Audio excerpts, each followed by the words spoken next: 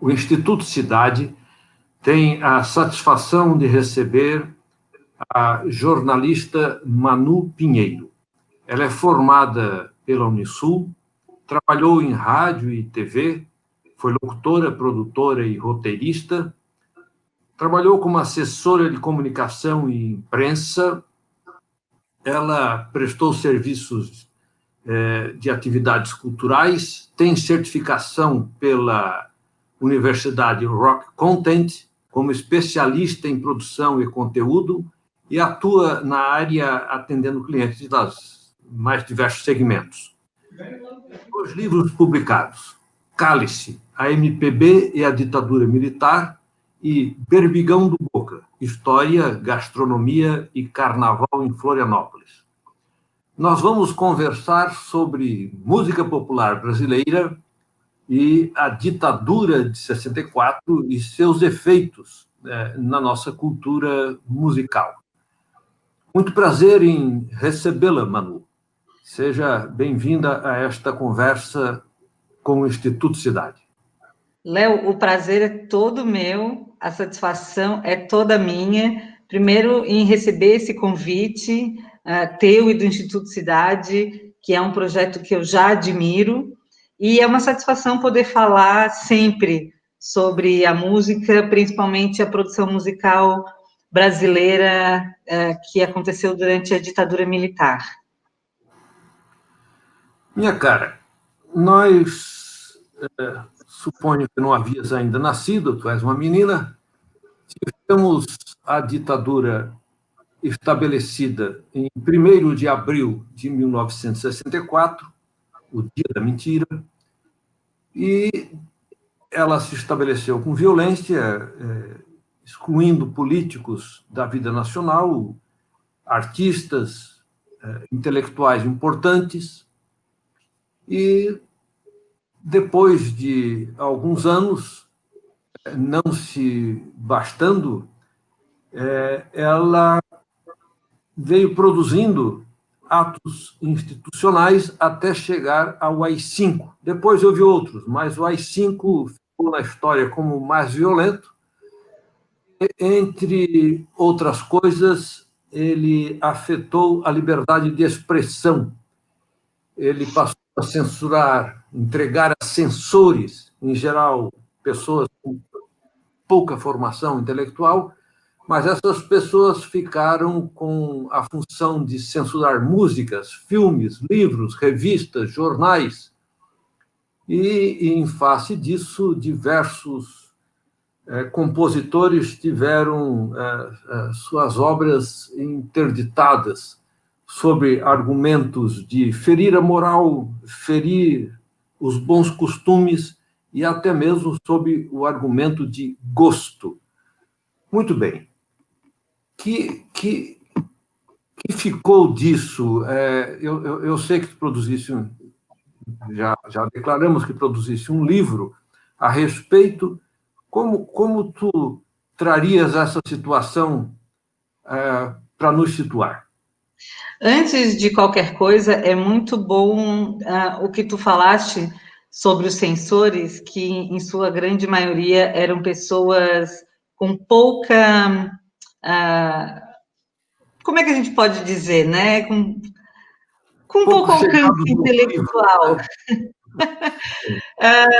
O que eu imagino, e pela minha pesquisa eu posso tentar comprovar, que instigou ainda mais aqueles artistas, aqueles jornalistas, aqueles intelectuais, que sim, tinham um pensamento, tinham todo o embasamento, instigou a eles pensarem mais e buscarem alternativas para driblar essa censura e essa coisa horrorosa que foi o ato institucional número 5.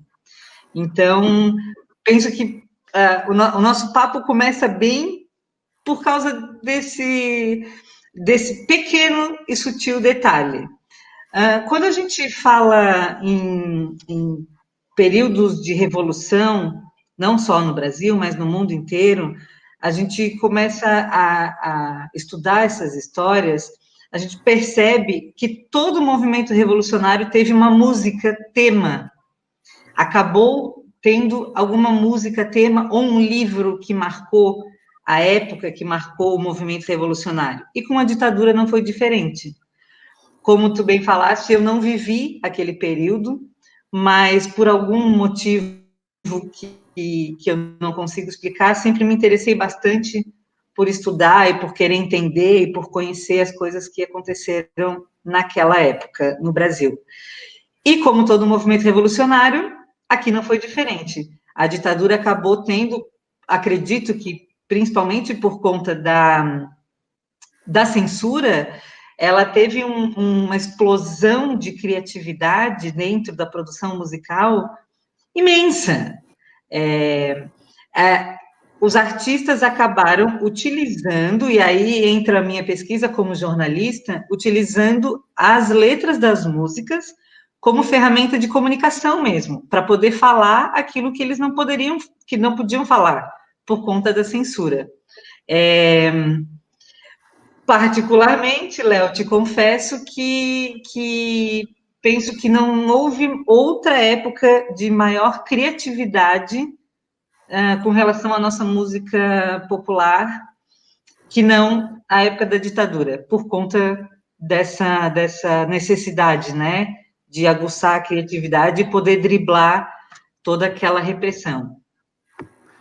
Eu acompanho, concordo. Eu não sei se nos teus estudos tu chegaste a pensar no clima do mundo. Quer dizer, porque na época a gente tinha os grandes festivais de música, de rock nos Estados Unidos, com manifestações de contracultura muito expressivas. Você tinha, na França, uma transformação nos costumes impressionante, de recusa ao establishment. Você tinha manifestações contraculturais no mundo inteiro. Você acha que isso incidiu no Brasil ou nós tivemos uma manifestação peculiar, uma expressão... A nossa expressão musical censurada, ela brotou de circunstâncias advindas apenas da ditadura ou nós estávamos ouvindo o mundo também? Não, acredito que sim, estávamos ouvindo o mundo. Existem dois lados dessa tua pergunta. O primeiro, eu vejo que a arte em si sempre foi uma válvula de escape para os artistas, e até para quem não é artista, quando a gente se vê em alguma situação que não é muito agradável ou que não é muito justa. A arte, ela sempre, desde os primórdios, ela aparece como uma ferramenta para que a gente libere pensamentos, libere desejos, que a gente se comunique. E o outro lado é exatamente esse, assim, o Brasil sempre teve, e os artistas brasileiros sempre tiveram muito ligados com tudo que estava acontecendo no mundo. E aí, claro, né, Léo, existe uma pitada que só o brasileiro tem, que foi a pitada que eles colocaram na produção musical aqui no Brasil. A criatividade do povo brasileiro é algo também que merecia ser estudado, né? Eu sempre digo isso, eu costumo brincar com isso, porque conseguiu-se driblar, não só driblar uma ditadura, uma censura, mas principalmente eles produziram obras-primas, obras clássicas, que até hoje se canta e quando a gente para escutar com um pouco mais de cuidado, a gente consegue entender exatamente o que estava acontecendo naquela época, somente ouvindo as letras das canções. Eu sou estudante da época que estava na Universidade Federal de Santa Catarina. E entre as músicas censuradas, várias do Chico Buarque, o compositor mais censurado foi Adoniran Barbosa, né? Mas a música censurada que mais se entranhou no imaginário popular, estudantil, sobretudo, como o grito de liberdade, foi Para Não Dizer Que Não Falei de Flores, né? Do Geraldo Vandré, né? Se eu não me engano. Geraldo Vandré. Geraldo Vandré. Era verdadeiramente um hino, não é? Agora, você acha que a criatividade que os artistas tinham, elas se foram junto com a ditadura? Quer dizer, você acha que a música popular brasileira, ela transformou-se sendo outra, apenas diferente, mas da mesma qualidade? Ou você acha que a gente perdeu qualidade na produção musical, na produção artística? Léo, eu penso que gosto à parte, né? Porque isso tem muito a ver com gosto musical também. Seria muito intransigente da minha parte se eu chegasse aqui e te falasse alguma coisa baseada no meu gosto musical. O fato é que as letras das canções, pela necessidade de se passar uma mensagem mais direta, mais politizada, mais aguerrida, as letras eram, me parecem, mais pensadas, mais trabalhadas. Quando se tem uma liberdade muito grande, como hoje em dia a gente tem uma infinidade de produtores e de artistas e de compositores brasileiros que têm uma liberdade que me parece um pouco exagerada, e aí acaba se perdendo um pouco desse cuidado com as canções, com as letras das músicas. Depois de estudar e de escrever o livro, tu falasse sobre Para Não Dizer Que Não Falei de Flores, e também a gente sempre pensa na ditadura, pensa no Chico, no Caetano, no Gil, mas em várias esferas da música popular tiveram que se reinventar. Eu descobri, por exemplo, um livro que chamava-se Eu Não Sou Cachorro, Não, a música brega e a ditadura militar, né, que é uma coisa pouco estudada, pouco falada, mas também na música brega eles precisaram ter essa criatividade mais aguçada. Logo depois, houve, por exemplo, uma época muito interessante também, que foi no governo do Fernando Collor, logo depois que ele sofreu o impeachment, tu deves conhecer o Gabriel Pensador, um grande artista, um grande rapper brasileiro. Ele também utilizava, e principalmente nessa época, as letras das músicas dele para passar uma mensagem. Ele escreveu uma música que eu também não concordo muito, mas chamada Hoje Eu Tô Feliz, Matei o Presidente, onde ele contava a história de um sonho que ele tinha matado o presidente da República. E outras também, tantas canções, ele já utilizou as canções dele para falar de preconceito contra a mulher. Então, assim, existe sim muita gente boa produzindo atualmente música brasileira, uma música com temas, uma música mais trabalhada, mas existe também um outro lado que é uma liberdade um pouco exagerada, que a gente acaba ouvindo uma música talvez para dançar, ou talvez só para curtir, tu entendes? É uma diferençazinha muito sutil que eu vejo entre essas produções. Eu creio que acompanho, eu suponho que tu falas liberdade exagerada, no sentido de que se pode dizer tudo e, consequentemente, deixa de apurar. Eu suponho que não estás colocando a ideia que moralmente estamos nos passando. Não, exatamente. Essa liberdade, é bem isso que tu traduziste perfeitamente. Perdeu-se essa necessidade de apuração, de cuidado, sabe? Sim. De pensar naquela letra, qual é a mensagem que aquela música está passando. É exatamente isso. Tem coisas interessantes que, em termos de momentos sociais e produção musical. Por exemplo, hoje nós vivemos um momento social em que as pessoas não suportam instantes de tristeza. Então, você recorre para medicamentos para suprir, para queimar a etapa de instantes de sofrimento, como se alguma tristeza não fosse da natureza humana. Sim. E como se ela fosse embora feito mágica também, né? Exatamente, né? E houve um tempo no Brasil em que se curtia-se uma espécie de sofisticação intelectual, o que se chamava música de fossa, né? Isso. Uhum. Era comum na época a expressão "estou na merda", no sentido de estar mal, Está mal. se criou toda uma produção musical de tristeza sobre a tristeza, ou seja, o sujeito ia direto para a fossa, né? Uhum. Uhum. Esse tipo de música também tu chegaste a estudar, a música triste sobre a tristeza? Não, não por esse viés, Léo. Até é uma boa ideia que tu estás me dando, assim.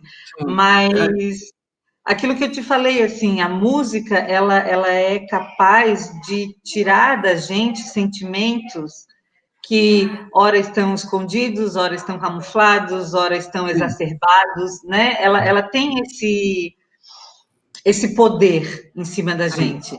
Então, ou para não dizer que não falei de flores, por exemplo, quando a gente assiste vídeos dos festivais daquela época, a gente vê na fisionomia das pessoas cantando aquela música com tanto afinco, com tanta paixão, né? Exatamente por isso, eu acredito muito nisso, que é porque a mensagem que a música traz, ela traz junto essa emoção, esse sentimento todo.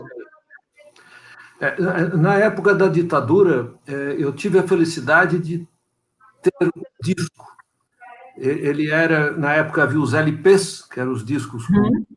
músicas, e os compactos, que eram os discos, em geral, com duas músicas apenas. Sim. E eu tinha o disco, e nós nos reunimos, digamos, em sessões secretas para ouvir. Para ouvir, que interessante, olha. Sim, era um instante de exercício de liberdade muito importante, né? Poder declarar, né? É uma música que frequentou o imaginário estudantil como uma saída de liberdade muito importante, né? Porque há de se dizer que a censura não só ia em cima dos artistas, mas também era proibido você se reunir com seus amigos, você compartilhar dessas músicas, você ter essas reuniões, também era proibido, né, Léo? Era proibida a reunião em si, né? Você aglomerar pessoas era proibido. Quer dizer, se o assunto fosse político ou de alguma forma politizado na medida que discutia música ou uma obra de arte, etc., a censura vinha com violência, agredia as pessoas, era, era o que vivíamos. É difícil traduzir isso para o mundo de hoje. Agora, o que tu colocaste sobre o eu não sou o cachorro, não, né, também havia essa música chamada, um tipo de música chamada música de brega, né? Brega Prega. do Brasil para cima é zona, é a chamada zona de meretrício, né? Sim. Música de brega é música de zona, né? E que é onde o sujeito ia sofrer, ia beber, ia Afogar as mágoas, né, literalmente. afogar suas mágoas, né? Sim. E várias músicas desse tipo eram censuradas por questões de ordem moral, no sentido religioso, no sentido de não cumprir costumes. Era uma época muito difícil, né? E quem veio depois, a ditadura mais pelo fim, já tinha empresários sendo contra, já tinha políticos saindo da extrema-direita, a Igreja Católica, que apoiou com marchas da família, vírgula, com Deus, vírgula, pela liberdade, sim, sim. se arrependeu. Né? Então, a partir de certo momento, a violência aliviou-se um pouco. Mas as músicas custaram a livrar-se da censura, até porque elas já fizeram sucesso censuradas e apareceram. E também peças de teatro, né? Quer dizer, o teatro, sim, a peça de teatro que a polícia entrava no meio da peça e punha artistas e quem estava assistindo tudo a correr. com agressão, com violência, né? Com truculência. Bombas, com cacetete. Houve casos, inclusive, de entrar a cavalo, né? Meu Deus. Era tempo difícil. Eu acho que os teus estudos são importantes para registrar estes acontecimentos. Eu queria te fazer outra registrar no sentido de não esquecer, né? De não... Exatamente. Porque existe, né, Léo, se tu me permites, uma linha muito tênue, né? A gente vive, principalmente, eu vejo nos dias de hoje, a gente está numa corda bamba, é uma linha muito tênue, e qualquer passo em falso, a gente pode voltar a viver algo como na ditadura, e a gente não pode jamais permitir que isso aconteça. Então, a gente só vai conseguir não permitir que isso aconteça conhecendo a história, sabendo do que já houve, né? Claro, tem muita gente que leu o meu livro e ficou encantado porque lembrou-se das canções, cantarolou as canções, mas tem muita gente que leu o meu livro e refletiu assim, ó, como é que pode um país como o nosso ter vivido uma ditadura como aquela, ter passado por uma censura como aquela, e ainda ter gente, ainda existir pessoas que pensem que é uma saída, que a ditadura é uma saída para algum problema do país. Então, a gente precisa conhecer a história para que os erros não se repitam, né? Eu penso muito nisso. Eu acompanho, não tenho dúvida que o registro da história a explicitação dos acontecimentos, a rememorização constante daquilo que nos foi danoso. Eu assisti ontem um filme chamado Menino 23. Olha, você tinha ainda. Que o fascismo circulou muito pela nossa sociedade e inclusive, recomendo que se conheça para saber questões de racismo, de nazismo, de violência social extrema.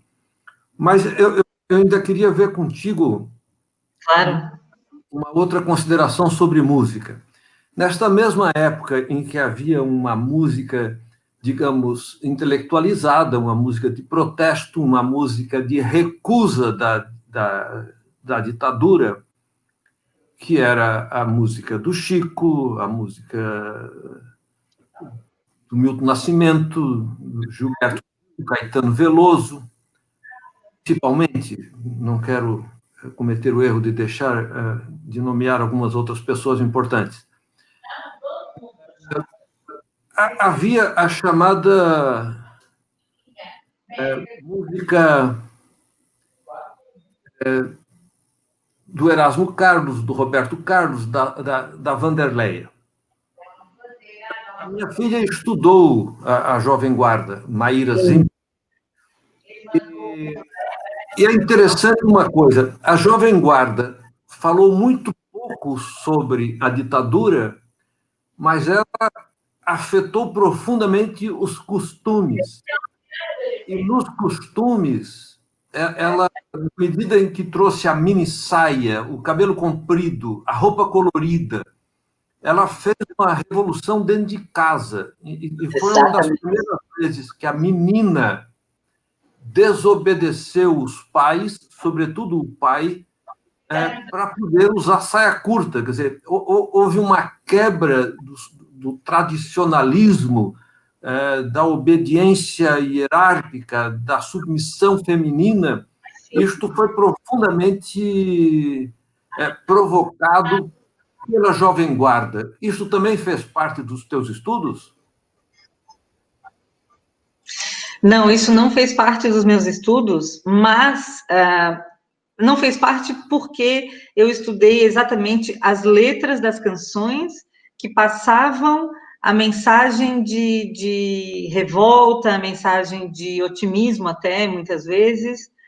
Mas é muito interessante, Léo, porque o trabalho da Maíra é incrível, porque, por um outro prisma, ele fala exatamente a mesma coisa, que é o poder que a arte tem, e nesse caso a música, né? Eu estudando a chamada MPB e a Maíra estudando a Jovem Guarda, o poder da música de revolucionar.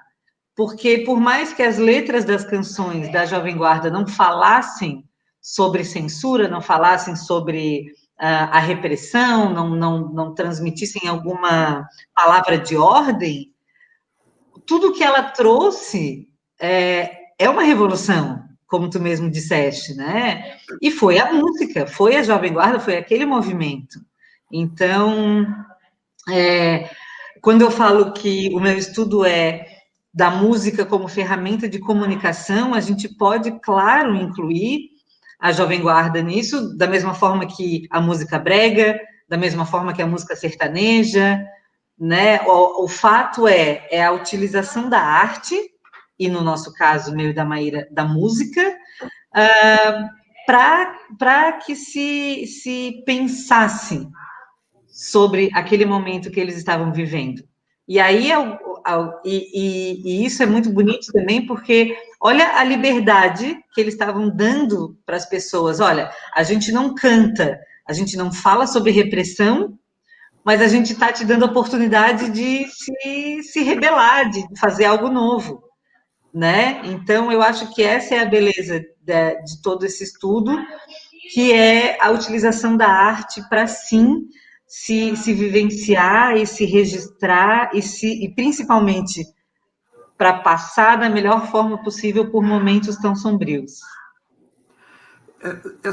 Essa questão que tu já referiste e que voltas a referir, os momentos sombrios. Para mim, nós estamos vivendo um momento sombrio, um momento de retrocesso iluminista, um momento de das universidades por meio de corte de verba, Sim. e atropelo da cultura por falta de incentivo. Tu temes que a gente chegue ao ponto de censura da liberdade de expressão? Tu temes que isso atinja artistas com meios repressivos mais ostensivos?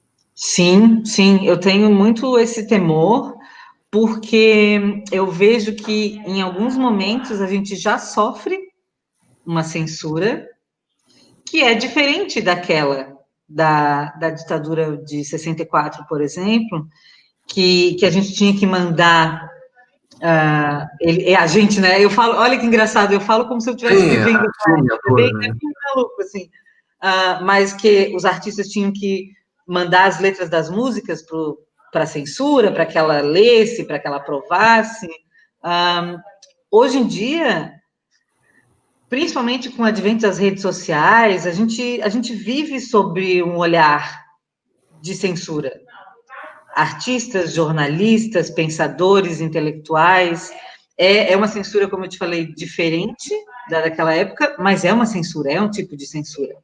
Quando você é atacado nas redes sociais por alguma opinião que você dá, que seja contrária a outra pessoa, e essa pessoa te ataca, e aí outras pessoas atacam também, e agora tem o negócio que chamam de cancelamento nas redes sociais, ou seja, você deixa de seguir uma pessoa, enfim, existe sim. Eu tenho muito medo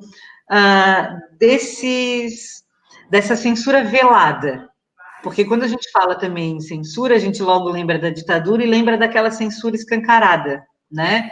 Eu tenho muito medo da censura velada, que isso, como eu falei ainda há pouco, é uma linha muito tênue para a gente dar um passo para um lado mais sombrio, não custa muito. Então, volto a te dizer, Léo, eu gosto muito de falar sobre esse assunto, principalmente para a gente não esquecer as consequências positivas, claro, mas principalmente as consequências negativas de se viver um período como o período da ditadura.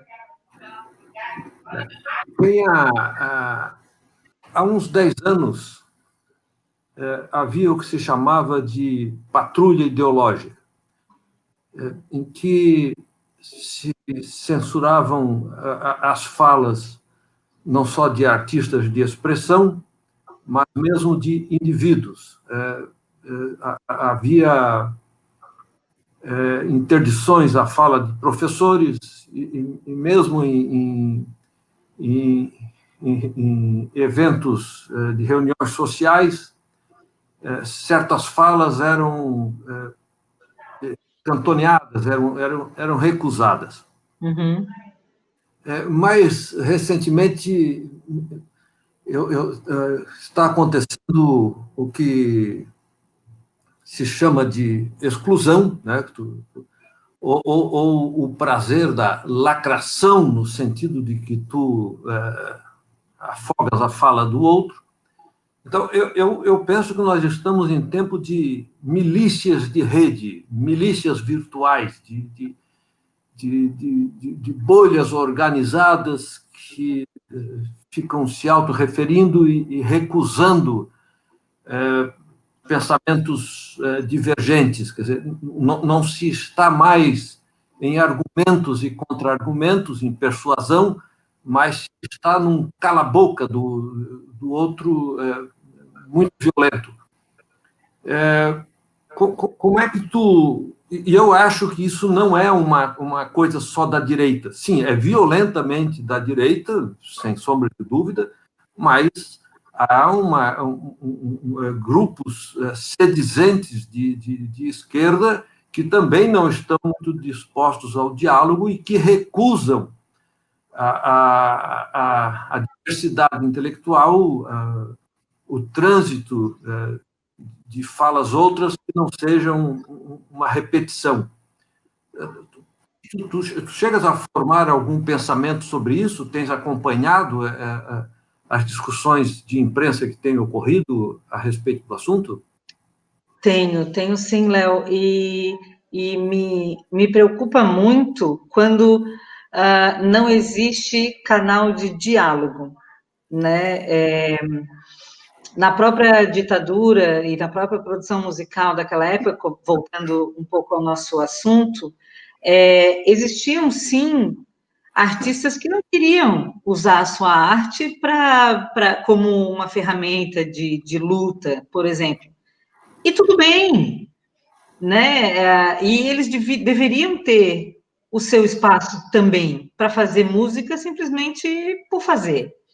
Assim como aqueles mais engajados também deveriam ter os seus espaços para fazer a música de protesto. Então, agora voltando para os dias atuais, é até muito contraditório, né, Léo, que a gente tenha tantos canais de comunicação que deveriam ser canais de diálogo, principalmente as redes sociais, a internet, e não se pode dialogar, não se pode